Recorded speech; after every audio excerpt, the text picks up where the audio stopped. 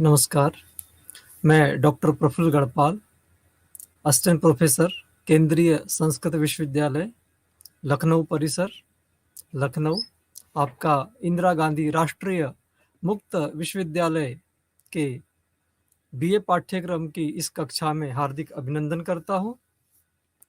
आज हम संस्कृत पद्य साहित्य के विषय में चर्चा करेंगे।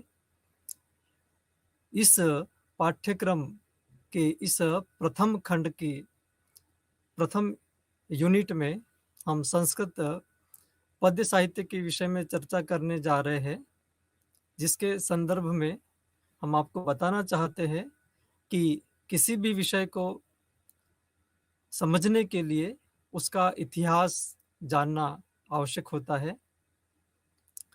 अतः हम भी पद्य साहित्य के इतिहास के विषय में जानेंगे। संस्कृत पद्य साहित्य के इतिहास के बारे में जानते हुए हम ये जानेंगे कि महाकाव्य की उत्पत्ति और विकास किस तरह हुआ है। इसी तरह हम खंड काव्य, जिसे गीति काव्य भी कहा जाता है, उसके विषय में जानेंगे तथा मुक्तक काव्य की उत्पत्ति और विकास इस संदर्भ में जानकारी प्राप्त करेंगे। महाकाव्य की उत्पत्ति और विकास के बारे में जानते हुए खंड काव्य और मुक्तक काव्य की उत्पत्ति और विकास के बारे में जानते हुए हम संस्कृत के प्रमुख महाकवियों जैसे कालिदास, अश्वघोष, भारवी, माघ तथा अन्य कवियों के बारे में जानकारी प्राप्त करेंगे। इसी तरह से जो गीति काव्य है, उनके जो कर्ता है, जिनमें भर्तृहरि, जयदेव, अमरूक इत्यादि के जीवन के बारे में भी संक्षिप्त जानकारी प्राप्त करेंगे। आप जानते ही हैं कि संस्कृत महाकाव्य की उत्पत्ति जो है किस तरह से हुई है। आपको यह जानना अपेक्षित है कि महाकाव्य के उत्पत्ति के जो स्रोत है या उत्स है, हमें वो वेदों में प्राप्त होते हैं और वेदों के पश्चात रामायण आदि काव्य कहा जाता है और यह महाकाव्य की कोटि में प्रथम काव्य है। आदि काव्य उसे कहते हैं जो सर्वप्रथम रचा जाता है। रामायण इसी तरह का काव्य है। यद्यपि हम ये जानते हैं कि छांदस भाषा में, जो कि छांदस उसे कहते हैं जो कि छंदों की भाषा है, और वेद जो है ऋचाओं में लिखे गए हैं और ये निश्चित रूप से काव्य की कोटि में इनको रखा जा सकता है। और इसी कारण से कहा जाता है, विद्वानों का ये मत है कि वेदों में कविता के, काव्य के बीज हमें प्राप्त होते हैं। तो वेदों से आगे बढ़ते हुए काव्य की यह श्रृंखला बाद में रामायण, महाभारत और श्रीमद् भागवत जैसे ग्रंथों के रूप में आगे बढ़ती है। रामायण और महाभारत ये महाकाव्य ऐसे हैं जो आरंभिक काव्य कहे जाते हैं। अभी आपको बताया गया कि रामायण आदि काव्य है। इसी तरह से कालांतर में महाभारत भी रचा गया, जो कि महाकाव्य की कोटि में आता है। संस्कृत भाषा में लिखे गए वाल्मीकि रचित रामायण तथा व्यास रचित महाभारत को प्रथम कोटि के काव्य के, महाकाव्य के रूप में हम देखते हैं। अब हम ये भी जानेंगे इसी क्रम में कि महाकाव्य का आरंभ और उद्भव कब हुआ तथा भारतीय साहित्य में, विशेषतः संस्कृत साहित्य में इसकी क्या स्थिति है। आपने अध्ययन के दौरान ये जाना होगा कि रामायण को आदि काव्य कहा जाता है और इसका अंगी रस करुण है। इसी तरह से महाभारत का अंगी रस शांत रस है। और इसके पश्चात जो है, इन काव्यों के, दोनों काव्यों के पश्चात अनेक काव्यों की रचना हुई है और इसकी श्रृंखला बहुत लंबी है। और ये भी देखते हैं कि इस लंबी श्रृंखला में जो काव्य रचे गए हैं, तो उन काव्यों को जो विषय वस्तु प्राप्त हुई है, जो विषय प्राप्त हुए हैं, वो रामायण या महाभारत से ही प्राप्त हुए हैं। कहने का आशय यही है कि रामायण आदि काव्य है तथा उसके पश्चात महाभारत की रचना हुई है। ये दोनों महाकाव्य इतने महत्वपूर्ण हैं कि बाद के जो कवि हुए हैं, रचनाकार हुए हैं, प्रणेता हुए हैं, उन्होंने रामायण तथा महाभारत से ही विषय वस्तु ग्रहण की है। और ये भी कहा जाता है कि कालांतर के जो कवि थे, आचार्य थे, विद्वान थे, जो काव्य कला में निपुण हुए हैं, वो निश्चित रूप से रामायण और महाभारत के ऋणी रहे हैं। हम ये भी देखते हैं कि अनेक आचार्य जब अपने काव्य का आरंभ करते हैं, तो वे आदि काव्य रामायण को उद्धृत करना नहीं भूलते हैं। वे वाल्मीकि को प्रणाम करना आवश्यक मानते हैं तथा वाल्मीकि को प्रणाम करके, आदि कवि के रूप में प्रणाम करके ही अनेक कवियों ने अपने काव्य का आरंभ किया है। इसी तरह से अनेक ऐसे कवि हुए हैं जिन्होंने व्यास जी को प्रणाम किया है तथा महाभारत को भी उन्होंने अपने काव्यों में उद्धृत किया है। तो इससे हम समझ सकते हैं कि संस्कृत कवियों में वाल्मीकि जी के प्रति तथा व्यास जी के प्रति बड़ी श्रद्धा रही है। हम ये भी देखते हैं कि जो अनेक इसमें कवि हुए हैं, जिसमें कि पाणिनि, वररुचि इत्यादि से लेकर ये जो परंपरा है कालिदास, भवभूति, माघ तक पहुंचती है, उन सभी ने कहीं ना कहीं रामायण और महाभारत से विषय वस्तु ग्रहण की है। ये या यूं कह सकते हैं कि उन्होंने इन काव्यों के आधार पे यहाँ से ही शिक्षा प्राप्त करके अथवा इनको आधार बनाकर अपना काव्य कर्म पूर्ण किया। इसीलिए हमारी संस्कृत साहित्य की परंपरा में रामायण और महाभारत को उपजीव्य काव्य कहा गया है, उपजीव्य। तथा बाद में जो महाकाव्य रचे गए हैं उन्हें उपजीवी कहा गया है। उपजीव्य काव्य वे होते हैं जो कि स्रोत के रूप में स्वीकार किए जाते हैं, जहाँ से विषय वस्तु या कथा ग्रहण की जाती है, वे काव्य उपजीव्य कहे जाते हैं। जबकि ऐसे काव्य जो कि इनके आधार पर रचे जाते हैं उन्हें उपजीवी कहा गया है। तो हम रामायण और महाभारत को उपजीव्य काव्य कह सकते हैं, क्योंकि इनके आधार पर ही कालांतर में काव्यों की रचना हुई है। तथा अनेक ऐसे काव्य हैं जो कि रामायण और महाभारत से कथा को ग्रहण करके आगे बढ़े हैं या रचे गए हैं, इनको उपजीवी काव्य कहते हैं। तो इस प्रकार से हमने ये समझा है कि वेदों से आरंभ होती हुई कविता की यह परंपरा धीरे धीरे आगे बढ़ती है। और इस व्याख्यान में हम इस काव्य यात्रा को, कविता की परंपरा को, उसके विकास को तथा उद्भव को हम जानते हुए आगे बढ़ेंगे। सर्वप्रथम हम महाकाव्य के लक्षण को देखेंगे।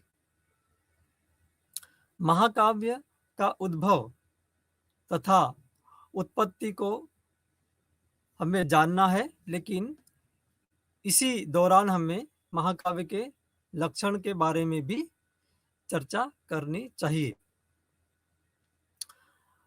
हम ये देखते हैं कि किसी लक्ष्य ग्रंथ के आधार पर ही लक्षणों की कल्पना की जाती है। सर्वप्रथम कोई ग्रंथ लिखा जाता है, ग्रंथ की रचना होती है, उसके आधार पर बाद में लक्षणों की और उसमें जो भी तत्व है उनका समालोचन किया जाता है आचार्यों के द्वारा। तो लक्ष्य ग्रंथ तथा लक्षण ग्रंथ इसी आधार पर रचे जाते हैं। लक्ष्य ग्रंथ कौन से हैं? जैसे कि रामायण और महाभारत की हम चर्चा कर सकते हैं। ये रचे गए इन्हीं ग्रंथों के आधार पर बाद में कालांतर में आचार्यों ने इनके विभिन्न तत्वों के विषय में समालोचना प्रस्तुत की। तो वाल्मीकि रामायण तथा व्यास रचित महाभारत को हम लक्ष्य ग्रंथ के रूप में देख सकते हैं। इसी तरह से हम वाल्मीकि रचित रामायण तथा कालिदास के महाकाव्यों की आलोचना जो है बाद में आलंकारिक आचार्यों ने अपने अलंकार ग्रंथों में, लक्षण ग्रंथों में की है। तो इन्हीं में हम महाकाव्य के लक्षणों को भी देखते हैं। एक बात हम यहाँ पर देखेंगे कि काव्यादर्श के रचयिता आचार्य दंडी तथा साहित्य दर्पण के रचयिता आचार्य विश्वनाथ इस दृष्टि से सबसे प्रामाणिक आचार्य माने गए हैं और उन्होंने अपने ग्रंथों में महाकाव्य के लक्षण प्रस्तुत किए हैं। अग्नि पुराण में भी महाकाव्य के लक्षण हमें दिखाई देते हैं। आइए अब हम यहाँ पर साहित्य दर्पण नामक काव्य शास्त्रीय ग्रंथ के आधार पर महाकाव्य का लक्षण देखेंगे। आप जानते ही हैं साहित्य दर्पण के रचयिता आचार्य विश्वनाथ है और उन्होंने इस प्रकार से महाकाव्य का लक्षण प्रस्तुत किया है। सर्गबंधो महाकाव्यम तत्रैको नायकः सुरः सद्वंशः क्षत्रियो वापि धीरोदात्त गुणान्वितः एकवंश भवाभूपाः कुलजा बहवोऽपि वा शृंगारवीरशान्ताना मेकोङ्गी रस इष्यते अंगानि सर्वेपि रसा सर्वे नाटकसन्धयः इतिहासोद्भवं वृत्त मन्यद्वा सज्जनाश्रयम् चत्वारस्तस्य वर्गाः स्युः तेष्वेकं च फलं भवेत् आदौ नमस्क्रियासिर्वा वस्तु निर्देश एव वा क्वचिन्निन्दा खलादीनां सतां च गुणकीर्तनम् एकवृत्तमयैः पद्यैः रवसानेन्यवृत्तकैः नाति स्वल्पा नाति दीर्घाः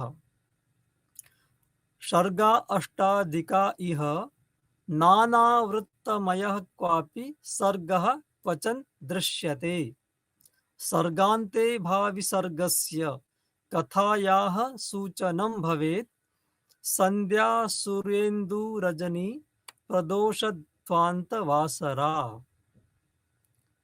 प्रातर्मध्याह्नमृगया शैलतुर्वनसागराः संभोग विप्रलम्भौ च मुनिस्वर्ग पुराध्वराः रणप्रयाणोपय मंत्रपुत्रोदयादयः वर्णनीयाः यथा योगं सांगोपांगा अमी इह कवेर्वृत्तस्य वा नाम्ना नायकस्ते तरस्य वा नाम्ना सर्गोपादेय कथया सर्ग नाम तु। तो हमने जो ये अभी श्लोक यहाँ पर पढ़े हैं जो कि महाकाव्य के लक्षण को प्रस्तुत करते हैं, उनका हम हिंदी में अर्थ भी आपको बताते हैं। सर्गबंध कविता को महाकाव्य कहते हैं। आपको याद रखना होगा कि सर्ग में जो आबद्ध होता है उसे ही महाकाव्य कहते हैं। तो सर्गबद्ध कविता को महाकाव्य कहा जाता है। इसका नायक कोई देवता अथवा कुलीन क्षत्रिय होता है जो धीर और उदात्त गुणों से समन्वित होता है। इसमें श्रृंगार, वीर और शांत में से कोई एक रस प्रधान होता है तथा अन्य सभी रसों को अप्रधान माना जाता है, जो कि इसके सहायक के रूप में होते हैं। महाकाव्य में नाटक की सभी संधियां भी समाहित होनी चाहिए। महाकाव्य का कथानक ऐतिहासिक तथा लोक प्रसिद्ध होना चाहिए। ये भी हमें ध्यान रखना है या समझना है कि इसमें धर्म, अर्थ, काम तथा मोक्ष आदि पुरुषार्थों में से किसी एक का फल भी होना चाहिए। महाकाव्य के लेखन का प्रारंभ ईश्वर, गुरु आदि के नमस्कार अथवा आशीर्वाद से होना चाहिए। कहीं कहीं पर इस महाकाव्य में वस्तु निर्देश भी होता है। वस्तु का अर्थ है कथा वस्तु। कथा वस्तु का निर्देश करके भी उसका आरंभ किया जा सकता है। हम यह भी देखते हैं कि कहीं कहीं दुष्टों की निंदा और सज्जनों की प्रशंसा का वर्णन इस आवश्यक है। पूरे महाकाव्य में एक ही छंद होना चाहिए, किंतु अंत में, काव्य के अंत में, उस सर्ग के अंत में छंद परिवर्तन भी होना आवश्यक है। प्रत्येक सर्ग के अंत में आगे की कथा का संदेश दिया जाना चाहिए, क्लू दिया जाना चाहिए। इसी तरह से महाकाव्य का संपूर्ण वर्णन संध्या, सूर्य, चंद्र, रात्रि, प्रदोष, अंधकार, दिन, प्रातः, मध्याह्न, मृगया, पर्वत, ऋतु, वन, सागर, संभोग, विप्रलंभ, श्रृंगार, मुनि, स्वर्ग, नगर, यज्ञ, रण, यात्रा, विवाह, पुत्र आदि से संपन्न होना चाहिए।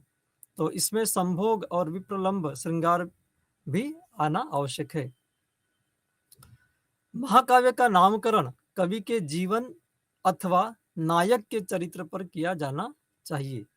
सर्ग के अंत में आने वाली कथा के आधार पर भी महाकाव्य का नामकरण किया जाना चाहिए और सर्गों का नामकरण रखना चाहिए।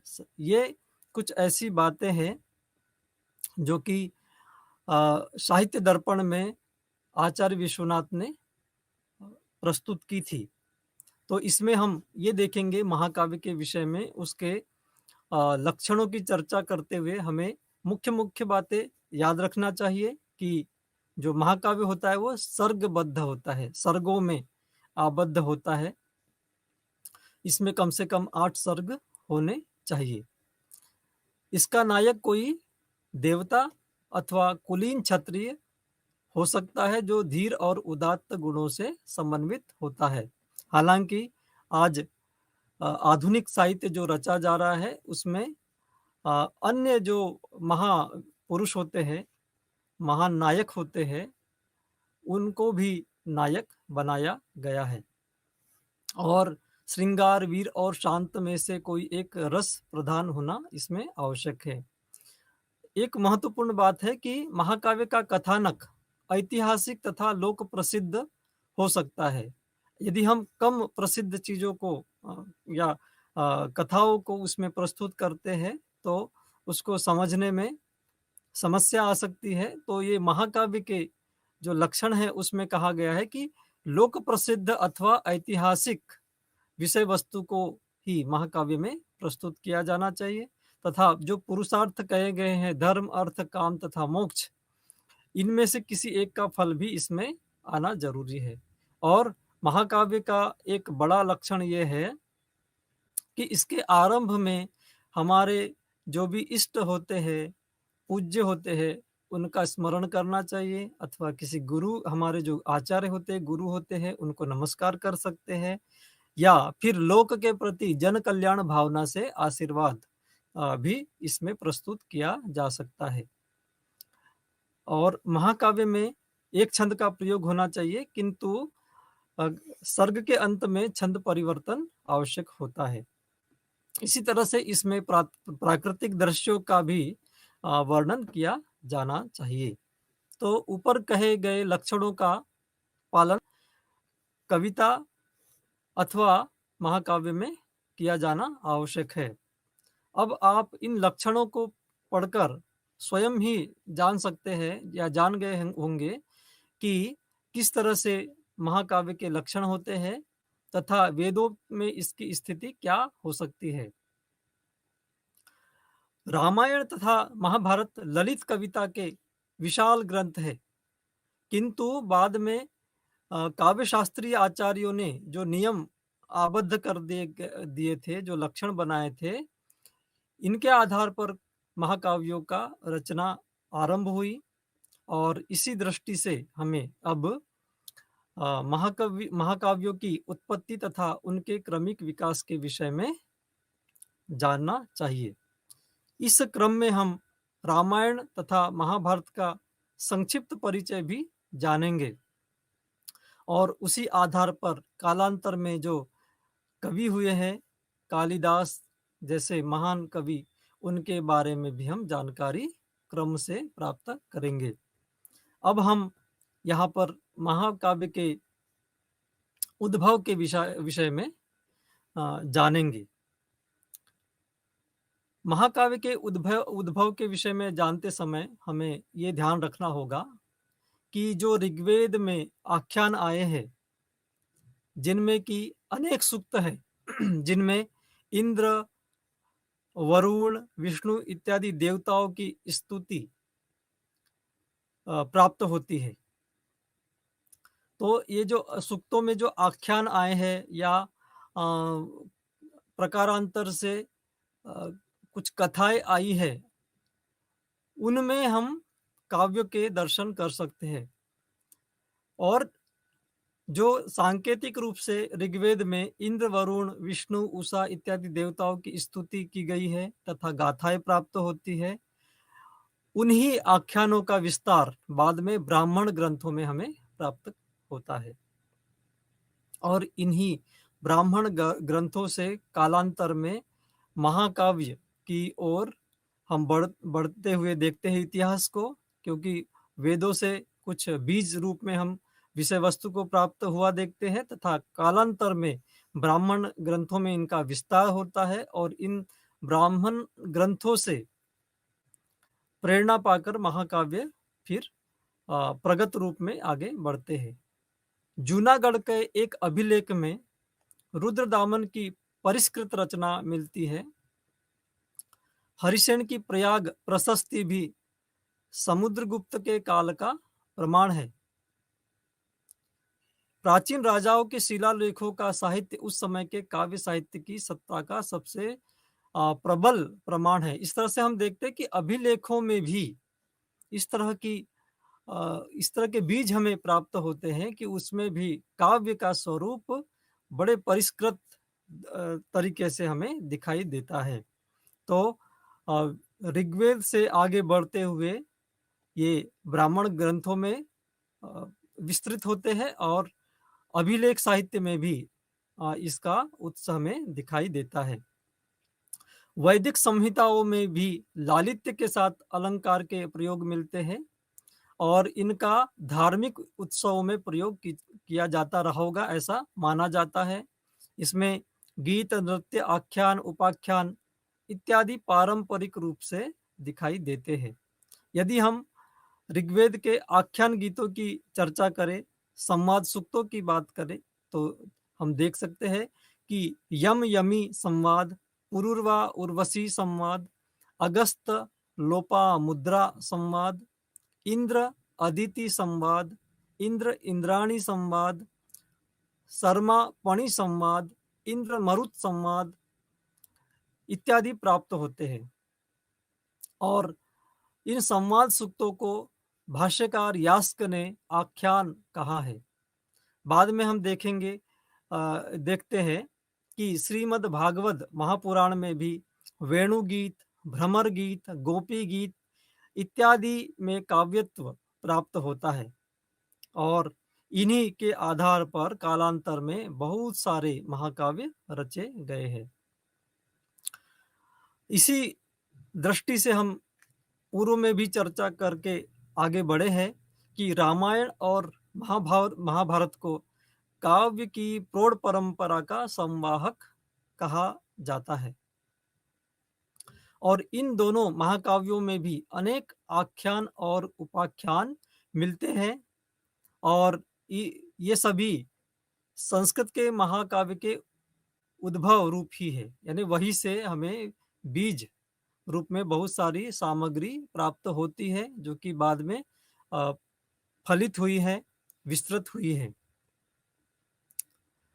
और इसी कारण बाद के आलंकारिक आचार्यों द्वारा महाकाव्य के लक्षण के आधार पर इन्हें महाकाव्यत्व की संज्ञा से विभूषित किया गया है। यानी आचार्यों के द्वारा जो लक्षण रचे गए हैं उन उन लक्षणों के आधार पर रामायण और महाभारत को भी महाकाव्यों की श्रृंखला में रखा गया है, उन्हें गौरव प्रदान किया गया है।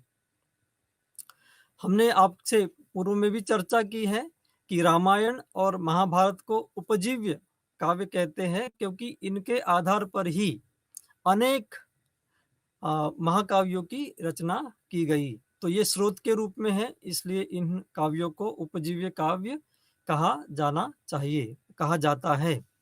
और जो कालांतर में जो काव्य रचे गए कालिदास इत्यादि आचार्यों द्वारा, तो उन्हें उन काव्यों को उपजीवी कहा गया है। तो इस तरह से आपने देखा है कि वेदों से होते हुए ब्राह्मण ग्रंथों के मार्ग से ये जो हमारे महाकाव्य की विकास परंपरा है आगे बढ़ती है और रामायण महाभारत तथा श्रीमद् भागवत महापुराण होते हुए इसका विकास होता है और कालांतर में ये बहुत सारे संस्कृत में महाकाव्य रचे गए। तो इस तरह की ये विकास परंपरा हमारे दृष्टिपथ पर आती है। अब हम रामायण तथा महाभारत का संक्षिप्त परिचय जानने की ओर अग्रसर होंगे। सर्वप्रथम हम रामायण और उसकी विषय वस्तु की ओर आपका ध्यान केंद्रित करना चाहते हैं।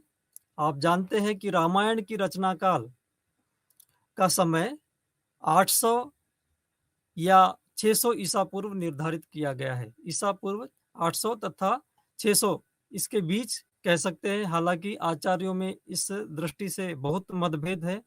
इसको जो रामायण है इसे यदि देखा जाए तो करोड़ों वर्ष पूर्व की तक भी लेकर जाया जाता है तथा ये ईसा के पश्चातकालीन है ऐसा भी कहा जाता है। तो इस तरह से इसका इदम इत्थम निश्चय तो नहीं है, लेकिन आचार्य के द्वारा ईसा पूर्व 600 ईसा पूर्व और 800 ईसा पूर्व ऐसा कहा जाता है।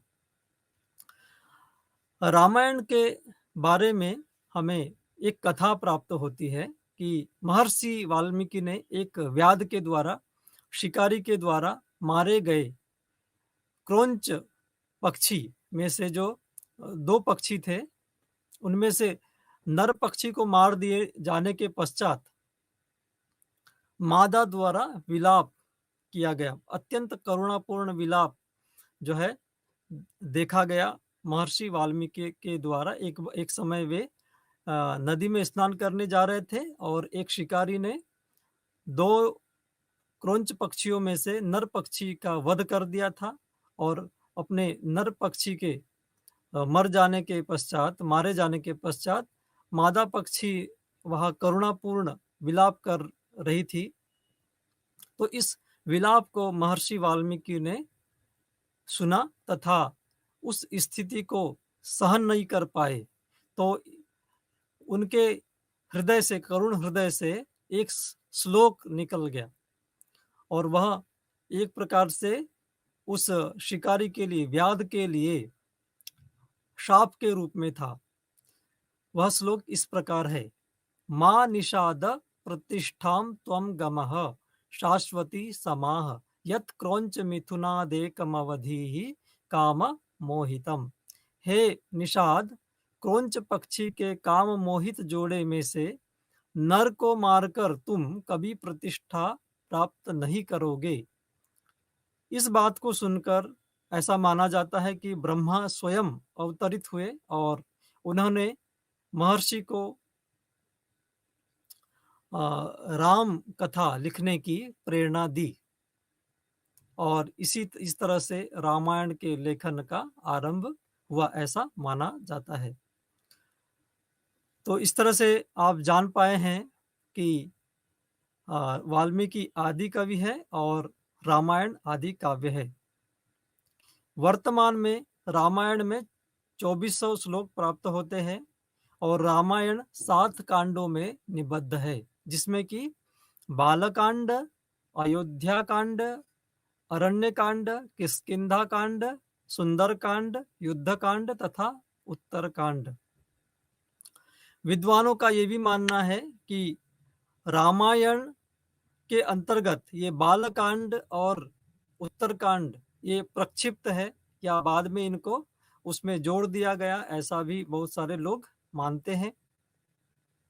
मूल रामायण से इनका मेल नहीं होने के कारण अथवा उनमें शैलीगत भेद होने के कारण इनको प्रक्षेपण माना जाता है, प्रक्षिप्त माना जाता है।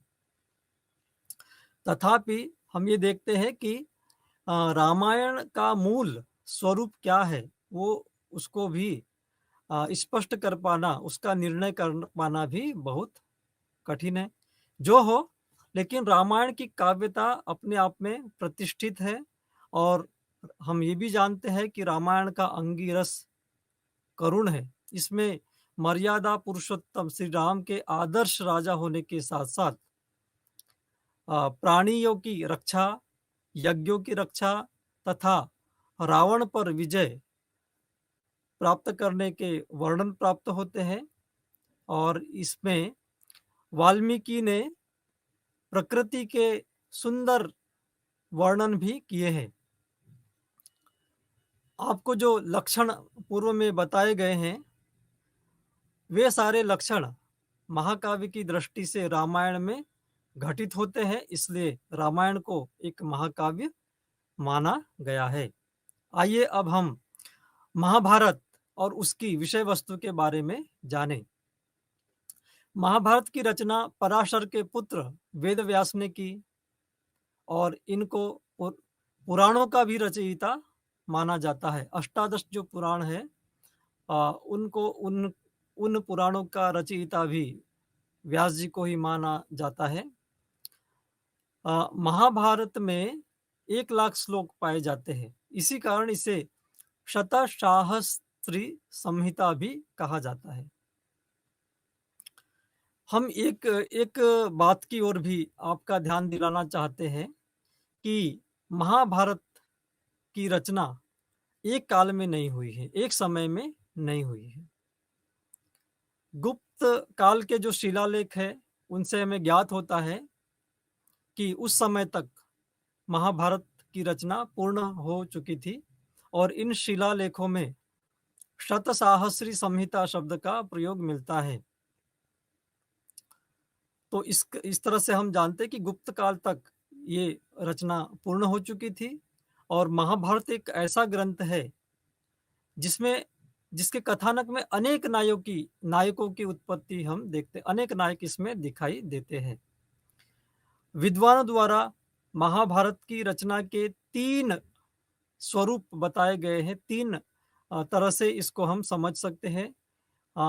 सर्वप्रथम आप जानिए कि इनके 3 स्वरूप है। पहला है जय, दूसरा है भारत, तीसरा है महाभारत। तो व्यास ने स्वयं जय नाम इतिहासोयम ऐसा कहा है, तो जय नाम का यह इतिहास है, ऐसा स्वयं व्यास ने लिखा है अपने महाभारत में। तो प्रारंभ में महाभारत का जो नाम था वो जय था, जिसमें एक स्कॉलर हुए हैं मैकडोनल नाम के, उन्होंने 8,800 श्लोक इसमें है ऐसा बताया है। और व्यास ने अपने शिष्य वैशंपायन को सुनाया था। जन्मेजय के सर्प यज्ञ करते समय वैशंपायन ने इसका पाठ भी किया था। इन दोनों संवादों के कारण इस ग्रंथ में संवर्धन हुआ और बाद में इसका नाम भारत पड़ा। तब इसके अंदर 2400 श्लोक हुआ करते थे और महाभारत के रूप में तृतीय अवस्था में लोमहर्षण के पुत्र शौती ने शौनक को सुनाया। इस तरह से विद्वानों का मानना है कि शौती के द्वारा ही महाभारत का पूर्ण संवर्धन हुआ और फिर 1 लाख श्लोकों का विशाल आकार इसे प्राप्त हुआ। आप जानते ही हैं, क्योंकि यह भारतीय लोकमानस में अत्यंत प्रसिद्ध काव्य है। इसमें कौरव तथा पांडवों की कथा वर्णित है। महाभारत में 18 पर्व है, जिसमें कि आदि पर्व, सभा पर्व, वन पर्व, विराट पर्व, उद्योग पर्व, भीष्म पर्व, द्रोण पर्व, कर्ण पर्व, शल्य पर्व, सौप्तिक पर्व, स्त्री पर्व, शांति पर्व, अनुशासन पर्व, अश्वमेध पर्व, आश्रमवासी पर्व, मौसल पर्व, महाप्रस्थानिक पर्व, स्वर्गारोहण पर्व। इस तरह से हम देखते हैं कि इनमें, इस काव्य में, महाभारत में 18 पर्व है। सभी पर्वों में कौरवों तथा पांडवों की पूर्ण कथा के साथ साथ महाकाव्य के लक्षण घटित होते हैं। इस तरह से हम ये भी देखते हैं कि महाकाव्य तो इसमें तो है ही, महाभारत में, लेकिन इसमें हम ये देखते हैं कि ये पर्वों में रचे गए हैं। इन पर्वों के बीच बीच में कहीं कहीं उपाख्यान भी आए हैं। उपाख्यान ऐसे होते हैं जो कि सहायक कथाएं होती हैं, जैसे कि शकुंतलोपाख्यान आदि पर्व में है। जो अभिज्ञान शाकुंतल जिसके आधार पे रचा गया है, शकुंतलोपाख्यान, ये महाभारत के आदि पर्व में हमें प्राप्त होता है। इसी तरह से मत्स्योपाख्यान, रामोपाख्यान, शिबी उपाख्यान, सावित्री उपाख्यान, नलोपाख्यान, ये सभी वन पर्व में हमें प्राप्त होते हैं। इस तरह से उपाख्यान भी इसमें गुम्फित किए गए हैं। महाभारत धर्म, अर्थ, काम, मोक्ष रूपी पुरुषार्थों की वर्णन सामग्री से भरा हुआ एक विशालकाय ग्रंथ है और इसी के आख्यानों से कथा ग्रहण करके बाद में कवियों ने बड़े बड़े महाकाव्यों की रचनाएं की हैं। अनेक महाकाव्य इस महाभारत के विभिन्न पर्वों से, विभिन्न आख्यानों से, उपाख्यानों से ग्रहित है। जो महाकाव्य की परिभाषा बाद में लिखी गई है, तो विद्वान रामायण और महाभारत, इन दोनों को महाकाव्य की कसौटी पर कसते हैं तथा इन्हें जो है महाकाव्य मानते हैं और इनके रामायण और महाभारत में महाकाव्य के लक्षण पूर्ण रूप से हमें दिखाई देते हैं। इस तरह से हमने रामायण और महाभारत के आलोक में महाकाव्य के लक्षणों को समझा, जाना। अब हम महाकाव्य के विकास परंपरा की ओर अपनी दृष्टि डालेंगे। महाभारत, रामायण और महाभारत के पश्चात अनेक महाकाव्य रचे गए। हम देखते हैं कि व्याकरण शास्त्र के जो प्रणेता आचार्य है पाणिनि, उन्होंने पाताल विजय नाम के महाकाव्य की रचना की थी, जिसका समय 450 ईसा पूर्व माना जाता है। इसी क्रम में संस्कृत व्याकरण के वार्तिककार आचार्य वररुचि ईसा पूर्व 350 में स्वर्गारोहण नामक महाकाव्य रचा था। पाणिनि की अष्टाध्यायी पर भाष्य रचने वाले महाभाष्यकार पतंजलि द्वारा महानंद नामक काव्य की रचना की गई थी। तो इस तरह से काव्यों का विकास हम देखते हैं। हम ये भी देखते हैं कि जो शिलालेख है उनमें भी अलंकृत काव्य शैली में काव्य कला का विकास परिलक्षित होता है और महाकवि कालिदास ने तो बहुत ही सुंदर तरीके से काव्य रचे और वे विश्व प्रसिद्ध काव्य है।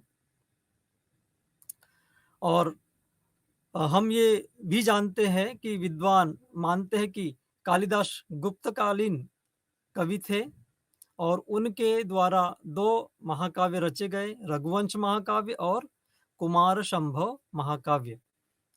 लौकिक संस्कृत भाषा में कविता रचने का आरंभ तो वाल्मीकि से हो गया था, हमने जाना ही है।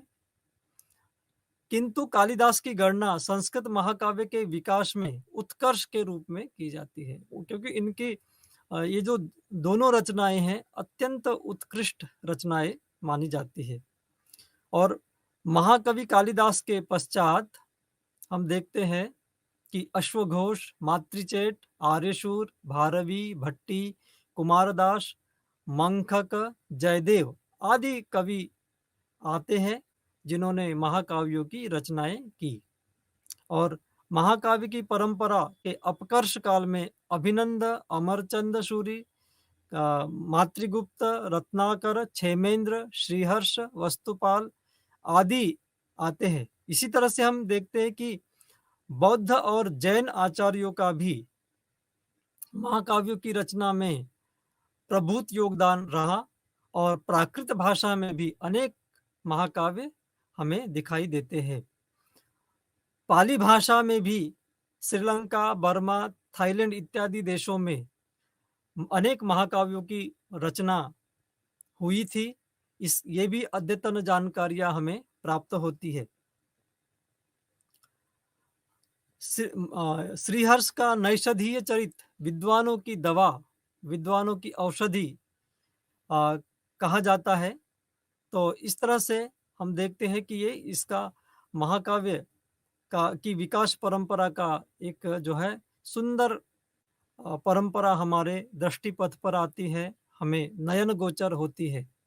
आइए अब हम कालिदास और उनकी कृतियों के विषय में जानें। महाकाव्य के जो लक्षण हमें प्राप्त होते हैं उनके आधार पर महाकाव्य की दृष्टि से परिमार्जित और उत्कृष्ट स्वरूप में कालिदास के महाकाव्य हमें प्राप्त होते हैं। महाकाव्य का क्रम निर्धारित तो नहीं किया जा सकता है, किंतु रामायण और महाभारत के पश्चात जो लक्षण बनाए गए हैं उनका यदि परीक्षण करें तो कालिदास के महाकाव्य उनमें एकदम सही रूप में वे स्थान पाते हैं। कालिदास की अनेक रचनाएं प्राप्त होती है, किंतु विद्वान केवल 7 ही ग्रंथ मानते हैं कि वे कालिदास रचित हैं, जिनमें प्रथम है रघुवंश महाकाव्य, कुमार संभव महाकाव्य, ऋतु संहार काव्य, मेघदूत खंड काव्य। इसी तरह से 3 नाटक भी इनके प्राप्त होते हैं, जिनमें है अभिज्ञान शाकुंतलम, मालविकाग्निमित्रम तथा विक्रमोर्वशीयम। मित्रों, कालिदास वैदर्भी रीति के कवि है और वे उपमा के लिए प्रसिद्ध है। उपमा कालिदासस्य ऐसा कहा भी गया है। और वे इतने महान आचार्य, इतने महान कवि हुए हैं कि विद्वान मानते हैं कि कवियों की जब गणना की जाए तो उनकी गणना कनिष्ठिका उंगली पर की जाती है, यानी अत्यंत वे परिष्कृत और उत्कृष्ट कवियों में अग्रगण्य माने गए हैं। इनके जो 2 महाकाव्य है, रघुवंश महाकाव्य और कुमार संभव महाकाव्य, उनके विषय में हम संक्षिप्त जानकारी यहाँ प्राप्त करेंगे। रघुवंश को साहित्य शास्त्रियों ने श्रेष्ठ काव्य माना है और इसमें कुल 19 सर्ग हैं, जिनमें कि दिलीप, रघु, अज और दशरथ का वर्णन आरंभिक 9 सर्गों में मिलता है और 10 से लेकर 15 तक 5 सर्गों में मर्यादा पुरुषोत्तम श्री राम जी के आदर्श जीवन का वर्णन हमें प्राप्त होता है। और इसके पश्चात जो सर्ग हमें मिलते हैं उनमें अग्निवर्ण तक के अन्य वंशजों का वर्णन कवि ने रघुवंश महाकाव्य में किया है। महाकाव्य में लक्षण के अनुसार किसी एक राजा को चुना जाना चाहिए, लेकिन इस काव्य में, रघुवंश में, कोई एक राजा न होकर अनेक राजाओं का वर्णन किया गया है और यह निश्चित रूप से अत्यंत कठिन कार्य कालिदास जी ने किया है। और बावजूद इसके कि इस महाकाव्य की काव्य महाकाव्यता में कोई न्यूनता हमें दिखाई नहीं देती है। राज्याभिषेक, विवाह, स्वयंवर, युद्ध, राज्य शासन इत्यादि के वर्णन अत्यंत रमणीय शैली में रघुवंश महाकाव्य में प्राप्त होते हैं और यह बहुत ही उत्कृष्ट काव्य है।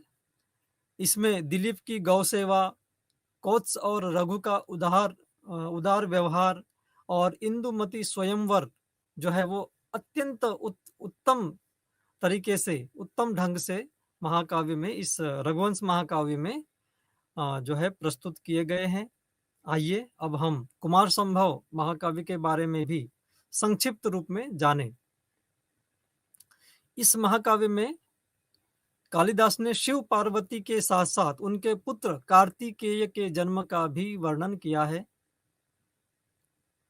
हिमालय जो पर्वतराज है उसकी सुषमा के वर्णन से इस महाकाव्य का आरंभ हुआ है और कुमार संभव महाकाव्य में 18 सर्ग है और कुछ विद्वान उसमें 17 सर्ग भी मानते हैं।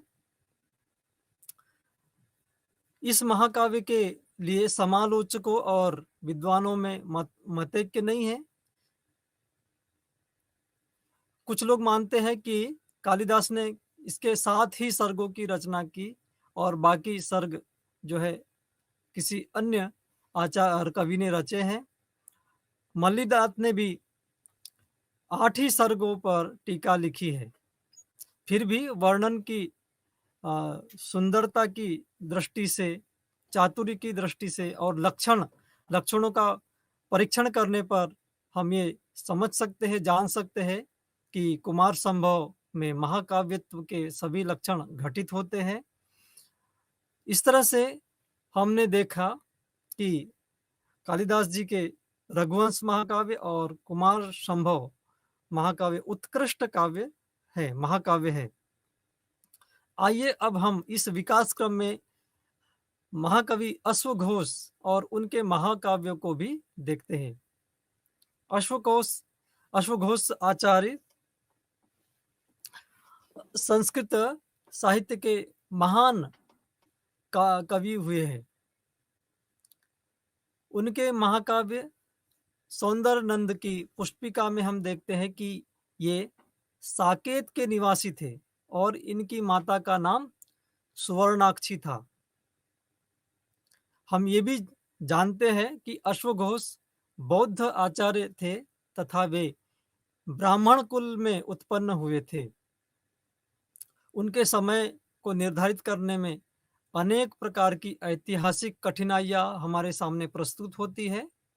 फिर भी प्रायः कनिष्क के काल के आधार पर इनका समय प्रथम सदी ईस्वी माना जाता है। अश्वघोष की अनेक रचनाएं हैं जिनमें बुद्धचरित महाकाव्य, सौंदर्य नंद महाकाव्य और शारिपुत्र प्रकरण ये माने जाते हैं। इनके अतिरिक्त वज्रसूची, गंडी स्तोत्र, सूत्रालंकार, कल्पना मंडितिका तथा महायान श्रद्धोत्पादक शास्त्र भी इनकी कृतियां मानी गई है। अब हम महाकाव्य की दृष्टि से अश्वघोष की जो 2 रचनाएं हैं, बुद्धचरित महाकाव्य तथा सौंदर्य नंद महाकाव्य, इनका परिचय प्राप्त करेंगे। सर्वप्रथम हम बुद्धचरित महाकाव्य की चर्चा यहाँ करेंगे।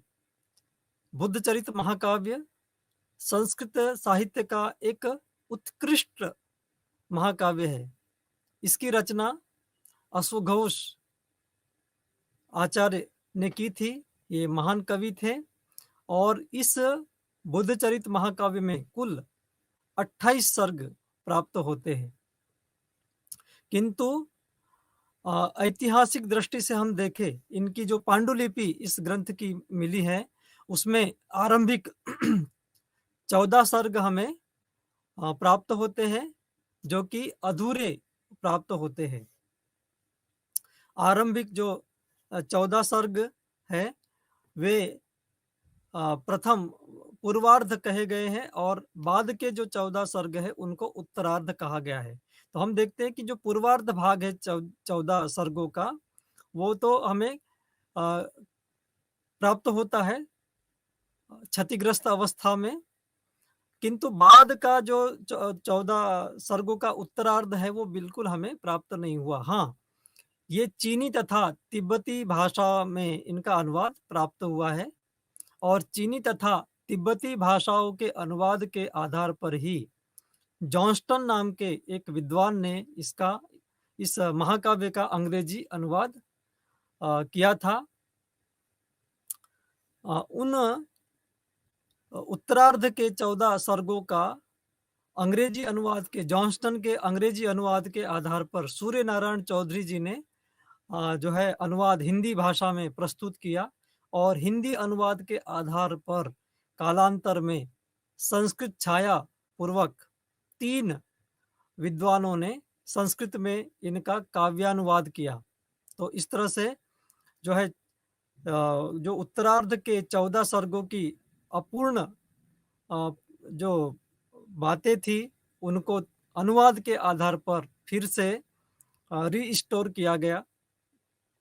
इस महाकाव्य में भगवान बुद्ध की गर्भावस्था से लेकर प्रथम संगीति तक की कथा उपनिबद्ध की गई है, यानी भगवान के जन्म से लेकर प्रथम संगीति तक की संपूर्ण जो जीवन वृत्त है इस बुद्ध चरित महाकाव्य में अत्यंत लालित्यपूर्ण ढंग से मिलता है। तथागत भगवान बुद्ध का जन्म, उनका महाभिनिष्क्रमण, तपोवन गमन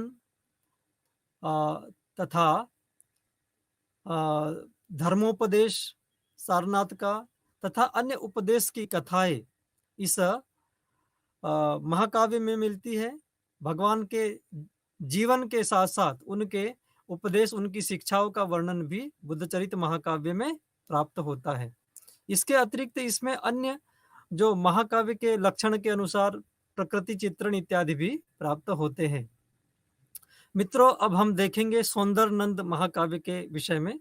सौंदरनंद महाकाव्य में 18 सर्ग है और इसमें जो भगवान बुद्ध के भाई है नंद, उनके विषय में हमें कथानक प्राप्त होता है। उनके जो भाई थे नंद, वे अपनी पत्नी से अत्यंत प्रेम करते थे तथा उसके रूप जाल में फंसे हुए थे। भगवान बुद्ध ने उनके ऊपर, नंद के ऊपर करुणा करके उसे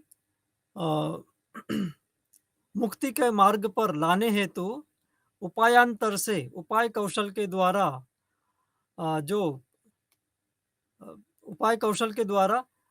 जो दृष्टि दी उसका वर्णन ही अश्वघोष ने इस सौंदरनंद महाकाव्य में किए। तो बुद्ध के जो सौतेले भाई थे नंद, वो अपनी पत्नी सुंदरी के प्रेम में इतने निमग्न हो गए कि उन्हें देश दुनिया का कोई भान ही नहीं था और इस तरह से ऐसा लगा भगवान बुद्ध को कि इस तरह से उनके छोटे भाई का जीवन नष्ट हो रहा है, क्यों नहीं उसको प्रव्रज्या ग्रहण करवाई जाए तथा मुक्ति के महान मार्ग की ओर अग्रसर किया जाए। तब उन्होंने जो उपायांतर किया और नंद को प्रव्रज्या ग्रहण करवाई, उसका ही अत्यंत उत्कृष्ट शैली में वर्णन सौंदरनंद महाकाव्य में प्राप्त होता है। तो हमने अश्वघोष के 2 महाकाव्यों के बारे में भी हमने यहाँ पर देखा। अब हम भारवी तथा उनके महाकाव्य के विषय में जानकारी प्राप्त करेंगे। भारवी ने किरातार्जुनीयम महाकाव्य रचा और इसका कथानक महाभारत से लिया गया है। हमने इसकी चर्चा की है पूर्व में ही। तो महाभारत से अनेक काव्यों का विषय वस्तु प्राप्त की गई थी। किरातार्जुनीयम महाकाव्य में भी 18 सर्ग है तथा इसमें पांडवों के वन गमन या निर्वासन के पश्चात किस तरह से युधिष्ठिर ने वनेचर को गुप्तचर बनाया तथा दुर्योधन के यहाँ से राज्य शासन का समाचार प्राप्त किया, इसकी जानकारी मिलती है। इसी तरह से इस काव्य में का आगे बढ़ते हुए हम देखते हैं कि किरात के रूप में शिव तथा अर्जुन, इनके परीक्षा का स्वरूप, परीक्षा की कहानी इसमें हमें दिखाई देती है। जो है अर्जुन इंद्रकील पर्वत पर तपस्या कर रहे थे और उसी समय शिव किरात का वेश धारण करके वहां पहुंचे और उन्होंने अर्जुन की परीक्षा ली। ये कथा बहुत ही सुंदर तरीके से किरातार्जुनीयम महाकाव्य में दिखाई देती है। इस काव्य में प्राकृतिक वर्णन भी बहुत ही सुंदर तरीके से प्राप्त होते हैं और भारवी का अर्थ गौरव अत्यंत प्रसिद्ध है और इस महाकाव्य में इसे बखूबी देखा जा सकता है। इसी तरह से हम संस्कृत के अन्य प्रमुख काव्यों के विषय में भी संक्षिप्त चर्चा यहाँ करेंगे, जिसमें कि रावण वध महाकाव्य हमें महाकवि भट्टी द्वारा रचित प्राप्त होता है, जो कि 22 सर्गों में है और इसमें बहुत ही सुंदर तरीके से रावण वध की कथा जो है उपनिबद्ध की गई है। इसी तरह से जानकी हरण महाकाव्य कुमारदास विरचित है और ये सिहली भाषा के कवि थे और इस महाकाव्य के 15 सर्ग ही व्याख्या सहित प्राप्त होते हैं और 8वीं सदी का उत्तरार्ध काल इस काव्य का माना जाता है। हम आगे चलकर संक्षिप्त रूप में देखेंगे कि शिशुपाल वध महाकाव्य जो है वो महाकवि माघ के द्वारा रचा गया। वे भीनमाल के एक प्रतिष्ठित धनी ब्राह्मण कुल में पैदा हुए थे। इनकी पत्नी का नाम विद्यावती था तथा इन्होंने 20 सर्गों में 1800 आलंकारिक छंदों में इस काव्य की रचना की और श्री कृष्ण द्वारा शिशुपाल के वध की कथा इसमें प्राप्त होती है। इसी तरह से आगे चलकर हम देखेंगे कि दशावतार चरित महाकाव्य जो कि क्षेमेंद्र द्वारा रचा गया है, उसमें जो है 10 अवतारों के विषय में बहुत ही सुंदर तरीके से रमणीय तथा प्रांजल सरस और काव्यात्मक शैली में जो है क्षेमेंद्र ने सभी 10 अवतारों के विषय में वर्णन किया है। वे संस्कृत के अत्यंत प्रतिभा संपन्न कश्मीरी महाकवि थे। इस तरह से आगे हम देखते हैं कि श्रीकंठ चरित महाकाव्य, धर्म शर्माभ्युदय महाकाव्य और नैषधीय चरित महाकाव्य भी हमें इस दृष्टि से यहाँ पर दिखाई देते हैं। तो इस तरह से हम देखते हैं कि ये एक संस्कृत साहित्य की जो काव्य की परंपरा है उसके उद्भव और विकास की, तो वेदों से होते हुए रामायण महाभारत के होते हुए श्रीमद् भागवत के मार्ग से ये रचना क्रम आगे बढ़ा और महाकाव्य की इस रचना यात्रा में महाकवि कालिदास एक महान कवि हुए हैं और इसी दृष्टि से हम आगे जब चर्चा करते हैं तो अश्वघोष एक उत्कृष्ट कवि दिखाई देते हैं। इस तरह से ये महाकाव्य का क्रम आगे बढ़ता है और इसके महाकाव्य की यात्रा के प्रसंग में आज आपने अनेक उपयोगी जानकारियां प्राप्त की है। आगे हम खंड काव्य और मुक्तक काव्य की चर्चा भी अग्रिम सत्र में करेंगे। इस तरह से आपने महाकाव्य के विषय में अनेक जानकारियां आज प्राप्त की है और इसको अत्यंत ध्यान पूर्वक सुना है। आप सभी का हम हार्दिक धन्यवाद करते हैं और मैं इग्नू की ओर से आप सभी का बहुत बहुत धन्यवाद कृतज्ञता ज्ञापित करता हूँ। धन्यवाद। नमस्कार।